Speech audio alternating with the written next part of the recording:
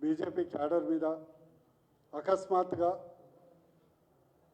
దాడి చేసి అందులో మా సీనియర్ నాయకులు పార్టీ జనరల్ సెక్రటరీ కాసం వెంకటేశ్వర్ గారు, నందు ఎస్సీ మోర్చా నాయకులు, ఇతర కార్యకర్తల్ని తీవ్రంగా గాయపరచటం, వారి తలలు పరగటం, వాళ్ళ ప్రాణాలకు ముప్పు కలిగించే విధంగా వ్యవహరించటం తెలంగాణ రాష్ట్రంలోనే కని విని ఎరగనటువంటి దుశ్చర్య.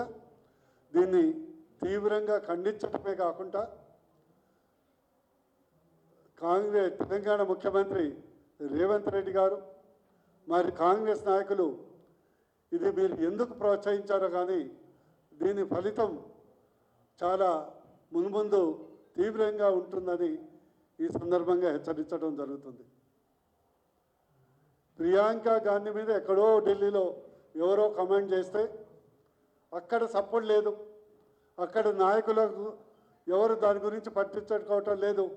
కానీ ఇక్కడ చేసిన దాడి 100% తెలంగాణ రాష్ట్ర కాంగ్రెస్ అధిష్టానం ఢిల్లీ అధిష్టానం మధ్యలో చెడింది.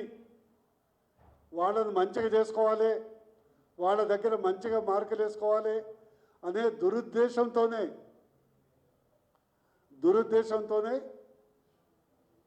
దాడి చేశారని మేము భావిస్తున్నాం.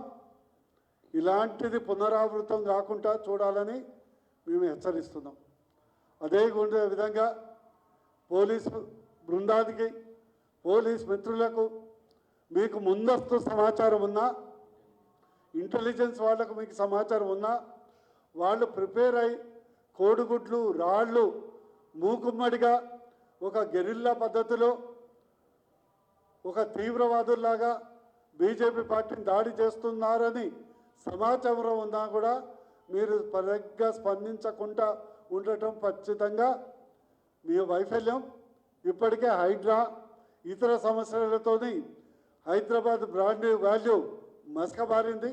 ఇలాంటి ఒక వైలెంట్ పాలిటిక్స్ మంచిది కాదని మీ అందరికీ మరోసారి హితవు పలుకుతూ ముగించే ముందు నా యొక్క సలహా, బీజేపీని టచ్ చేసి బతికి బట్టగట్టినట్టు వాళ్ళు ఎవరూ లేరు. హుషారుగా ఉండండి, ఇలాంటి దుర్చర్యలు మానుకోండి, ప్రజాస్వామ్య బద్ధతలో రాజకీయాలు చేయండి. తెలంగాణ కాంగ్రెస్ అధిష్టానానికి, నాయకులకు హెచ్చరిస్తూ మరోసారి ఇది పునరావృతం కాకుండా చూసుకోవాలని నా యొక్క సలహా. Thank you.